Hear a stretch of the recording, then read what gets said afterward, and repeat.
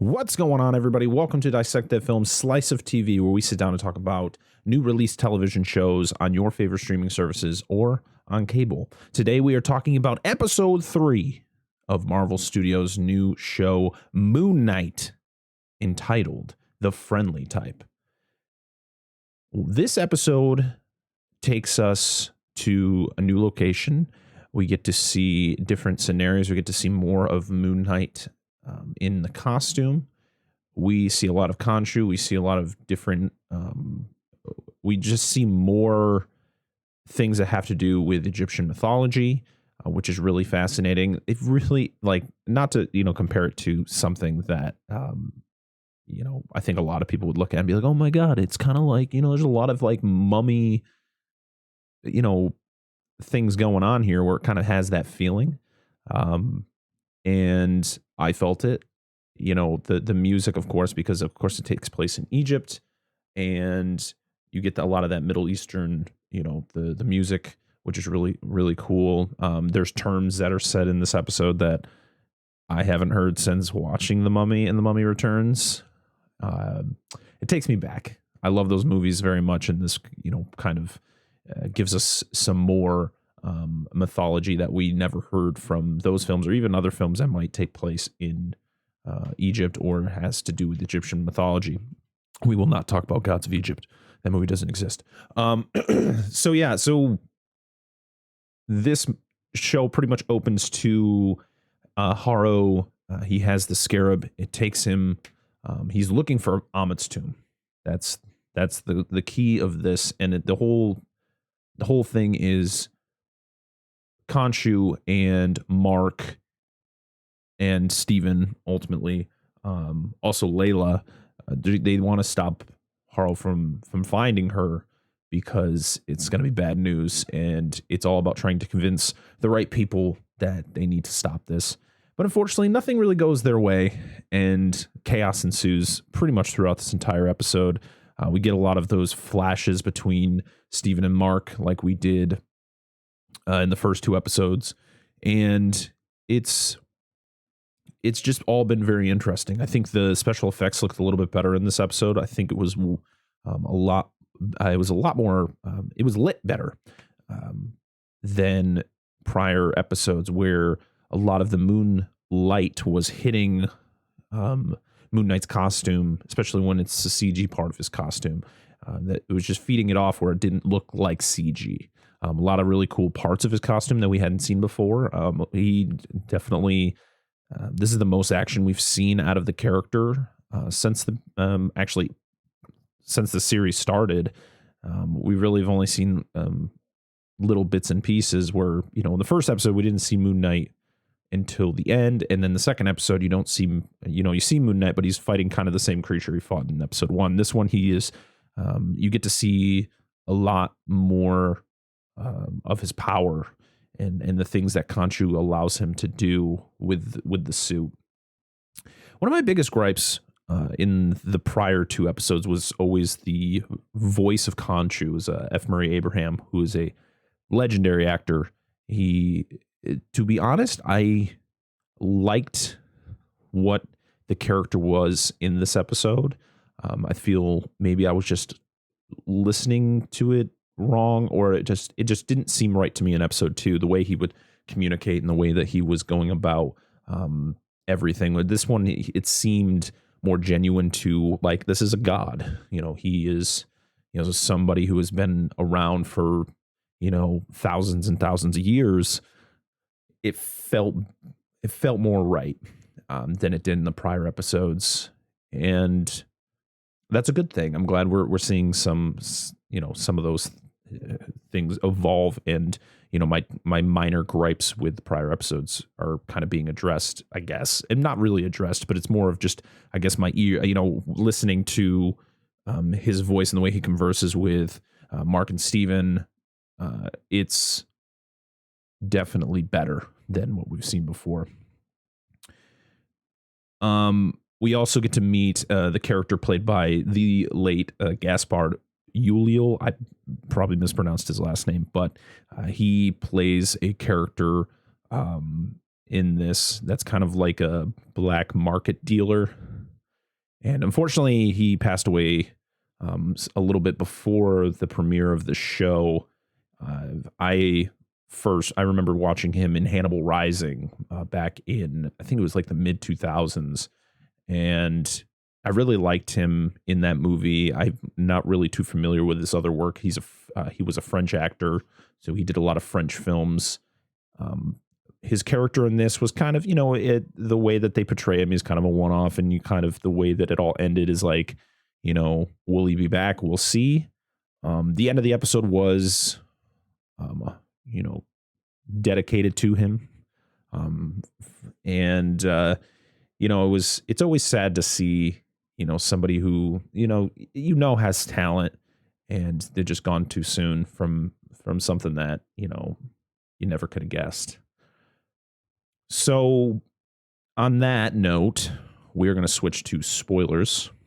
We're not going to really, go too into detail about every little thing, but I feel we'll talk about some stuff that, if you haven't seen this episode, make sure to tune out, go watch the episode, come back when you're done, and you can either add stuff that I might have forgot to mention or, anything like that. This episode is, like I stated before, I kind of did a little bit of a spoiler, but not really. Haro, he collects a bunch of his followers, and they go and they find Amit's tomb, and they use the scarab that has kind of been something that Haro's been looking for a while, and Mark has had it. They find it. They find Amit's tomb. So things are about to get crazy. Spectre, Mark, is chasing some people through the streets. He's trying to get some information on how to get to Haro. And these guys, this fight scene is crazy in a good and bad way. It was kind of like the theatrics of it was like, okay, this is this type of fight. You got a guy who literally has this giant Bowie knife and he's licking it. Like, it was interesting to watch this fight scene.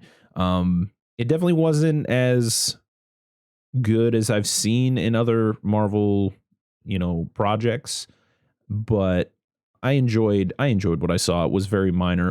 It wasn't very big, but the thing is that Steven keeps kind of butting in.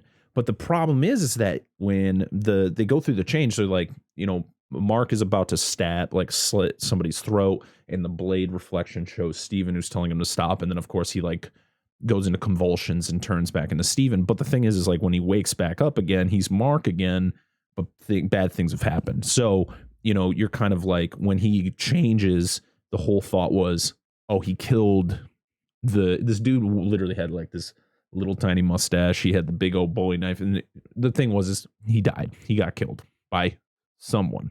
It's not Steven, because Steven's not killing anybody.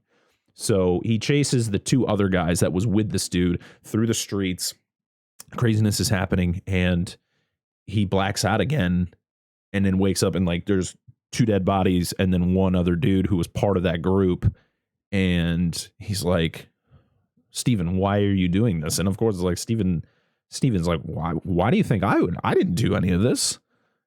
So my thought of it was that Khonshu is the one who is taking over Mark's body and doing these things, or there is a third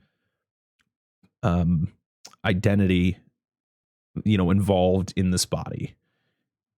Khonshu pretty much tells Mark to, put him over the ledge, and he'll talk, because he would rather give up the information than die. Well, he was wrong. The kid pretty much sacrifices himself to Amit, and nothing is, known.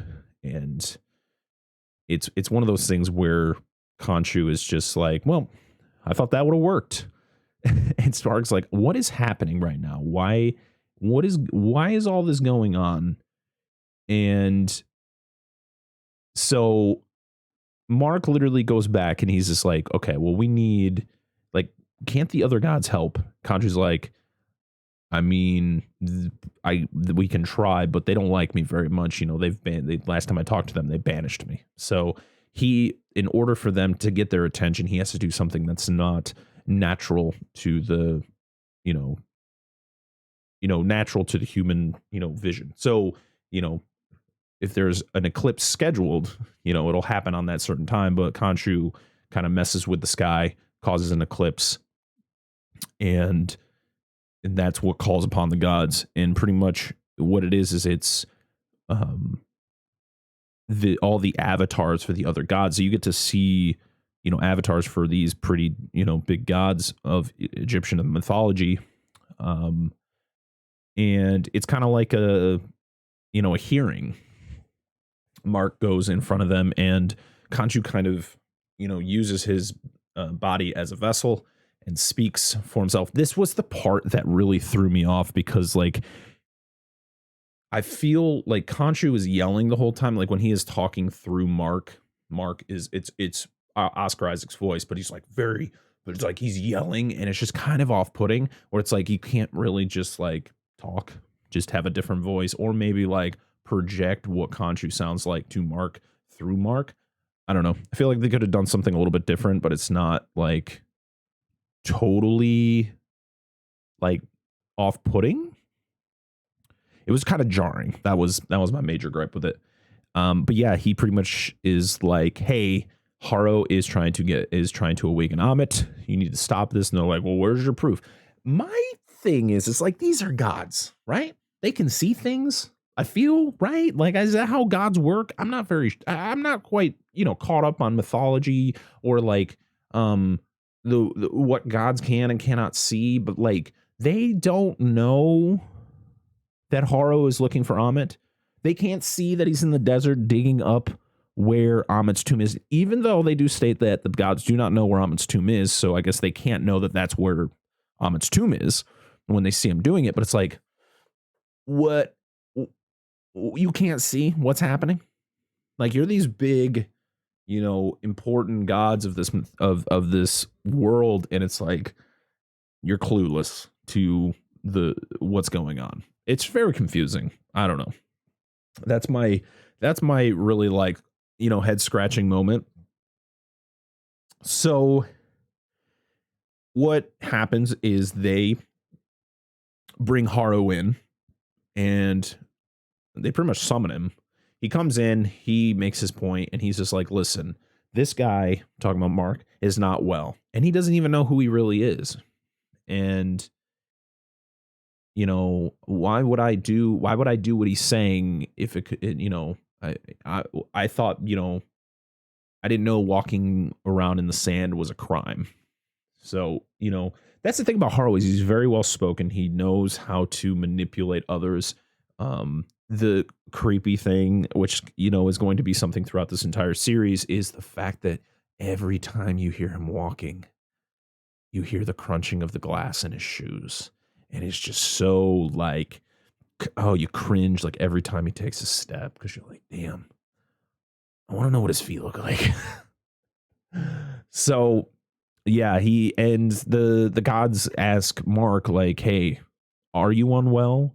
And Mark admits to it. He's like, yeah, I am, and I need help. But what he's saying is false. He is doing what I have, what Khonshu has accused him of, or what I've accused him of.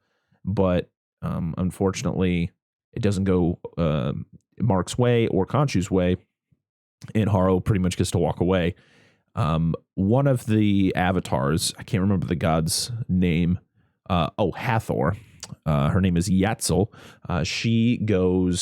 She pulls Mark aside after everything's over. She's like, hey, in order for, go find this sarcophagus from a magi, which I haven't heard that term since watching The Mummy Returns. Not even kidding. So a magi, I believe, is like they used to be like the protector of the pharaohs. I could be mistaken. Let me look this up real quick. A magi is a nomadic group from Nubia, and later is a generic term for desert ranger police. Right. So they were pretty much like the protectors of the desert.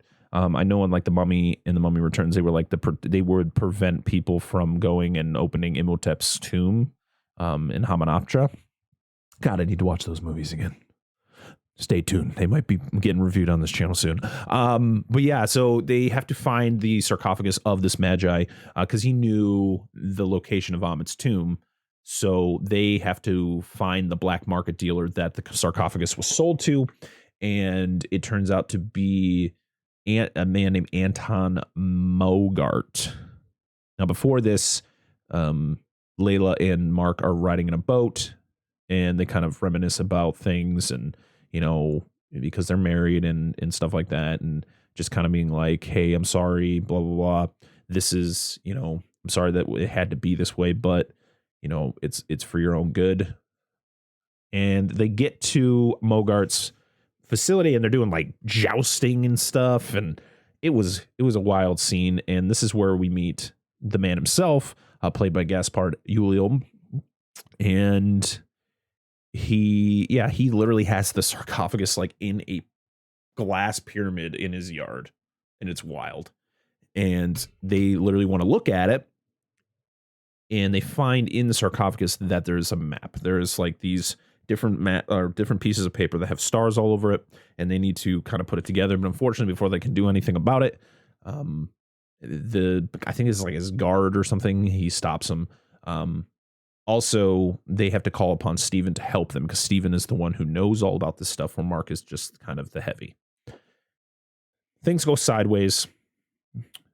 Haro shows up and shows Anton his power, like the power that he has, but also the power that he can get.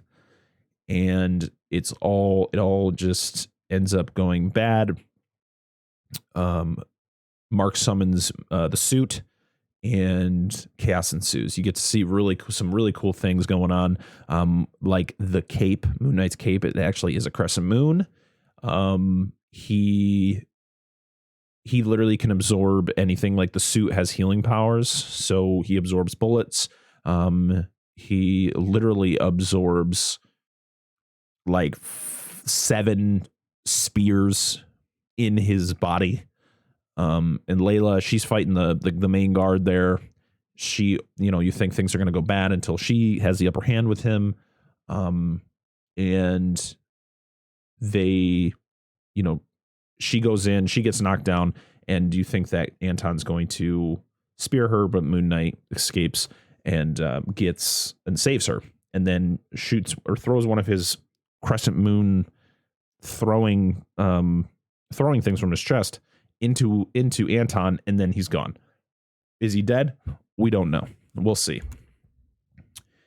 They then collect like the papers from the sarcophagus, which unfortunately Haro kind of blew up, so they're not like intact anymore. They're kind of in pieces, and they have to go pretty much put this map together, but they can't figure it out. Who's going to figure it out? It's going to be Steven. Now, before this, though, Haro did state something about how Mark is hiding a secret about Layla to her. And I feel everybody knows what's going on, except for Layla, of course. Mark knows what it is, but unfortunately, we don't get much more from that. She kind of tries to pry it out of him on their ride to trying to figure out the map, and he doesn't say anything. And that's pretty much it for that. We'll probably find out what that turns into later on in the show. They figure out the map because Mark gives up his body to Steven. Steven figures it out. But the problem is that the constellations that are on the map are over 3,000 years old, and the skies change throughout time.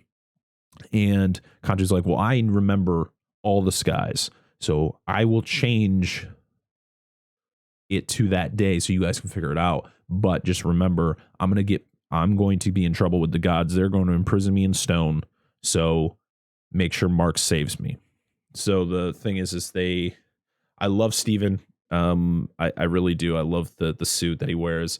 Really the funniest thing is like that mask for the Mr. Knight suit. It's literally the Deadpool mask, but they kind of just did a little bit of alterations, which I was like, all right, we okay, sure. Like at least with the Moon Knight suit, he's got the hood and stuff, so like the mask looks a little bit different. But when he's Mr. Knight and it's just that mask, and you're like, that's Deadpool, that's the white Deadpool mask. But I digress. So they have to use. Steven has to use the power along with Khonshu to literally rewind time. Well, literally rewind the skies until it gets to the right constellations. They figure it out. But as everything is happening, Khonshu is being imprisoned in stone by the other gods. They're doing like a ritual. And at the end, Khonshu's gone. Mark/Steven lose the power because Khonshu is the one who provides that power. And, that's pretty much it. We then see Haro visit the tomb. It's inside the Pyramid of Giza, by the way. And there's this little statue of Khonshu. That's where he's imprisoned. Haro speaks to him about how everything that is going to happen is Khonshu's fault because Khonshu is the one who made him feel good about, punishing people. So, whatever is going to happen, it was all Khonshu's fault. And that was it. That is the end of that episode. It was definitely, I enjoyed this episode a lot. I think things are picking up. I do like the Egyptian setting. I like the Cairo setting. The Anton Mogart, he kind of was a throwaway character. I do respect Gaspard Ulliel. He is a good actor, and I think he did good for what he was in this episode. We don't know if he's dead, the character, because he kind of just gets hit in the back with one of those things and then kind of rides off screen. You don't really get to see anything, so who knows? What's going to happen next? Because we know we're going into episode 4, where Steven/Mark, they don't have the power now because Khonshu is in prison. So what they need to do is probably the next episode is going to be them helping to get Khonshu set free. And when are we going to see Amit? Because I'm very fascinated on how they're going to make, how they're going to get all that to look. Is it going to be kind of like Khonshu, where it's an entity that only, certain people can see? Or is it just going to be a power that Haro is going to, take in, and then he's just going to be more powerful? I don't know.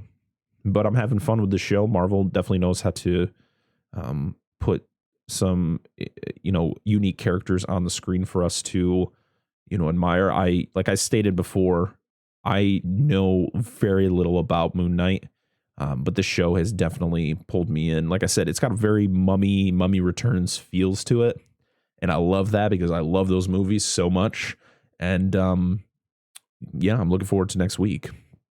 So that's going to be it for this episode of Slice of TV.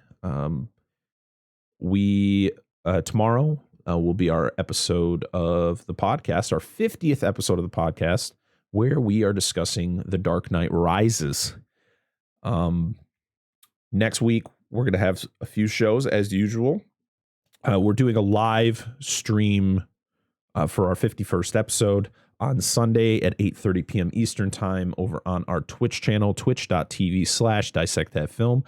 Link will be in the description. But yeah, we got some reviews coming out next week. Monday, we'll have Halo. Tuesday, we'll have, if I remember, we're going to be releasing our last Resident Evil video debut, which will be Resident Evil: The Final Chapter. Wednesday, we will be doing we'll be releasing our fresh cut on The Bubble, which we'll see how when those will be released, but we're going to say Wednesday, The Bubble fresh cut. Thursday, we'll be back here doing this for episode 4 of Moon Knight, and then Friday, we're just going to be releasing our live stream from Sunday for Friday's podcast. So that's the schedule. Thank you so much for being here. I appreciate everybody who listens to the show. If you have any feedback on things that I missed or things that you would like to see included in this show, make sure to leave a comment down below. Make sure to subscribe to the YouTube channel. Make sure to hit the like button. Make sure to hit the bell. So if you need to know when a video is going to pop up, hit that bell and it's going to do that for you. If you listen to us on podcast services, if you listen to us on Spotify, make sure to leave us a 5-star rating or leave us whatever star you think we deserve.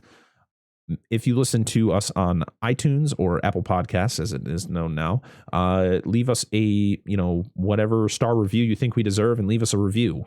Say, hey, that was great. Or, hey, what the fuck? I was really good. I didn't swear until the end there. And if you listen to us on Good Pods, It's the same thing. Leave us what you think we deserve for a star rating and leave us a review. I appreciate everybody. We are getting close to 2,000 downloads on the podcast, and it's all because of you. Thank you so much for making all this happen. Until next time, I am Brett Parker. This is Slice of TV. We are Dissect That Film, and we'll see you all next time. Bye.